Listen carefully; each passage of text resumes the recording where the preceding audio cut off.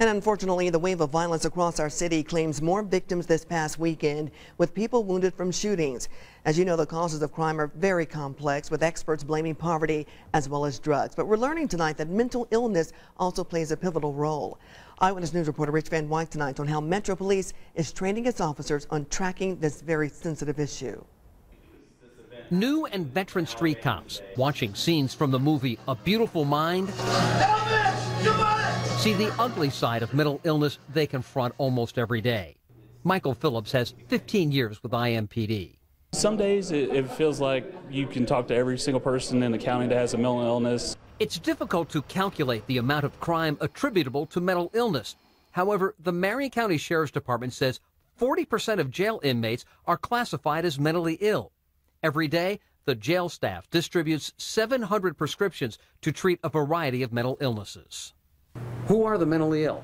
We don't know who they are.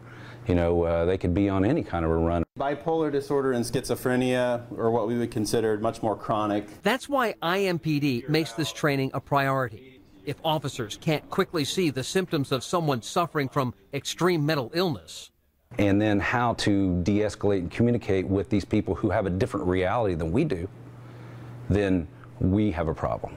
And that's not what we want to do here in Indianapolis. A problem for the individual, the police officer, and the people around them. Phillips has faced angry persons, some of them living in homeless camps or arguing with spouses. They're armed with knives, screwdrivers, or worse. It doesn't make them a bad person. In their mind, somewhat, I think they believe that they're doing the right thing and they haven't done anything wrong. Auditory hallucinations are much more common than visual. What police learn here and through their own experience can determine how they respond. These are life and death decisions. Yes, they can be, and we've been involved in many of those, and we prefer life to death. This crisis intervention training has a couple of goals. First and foremost, keeping people safe.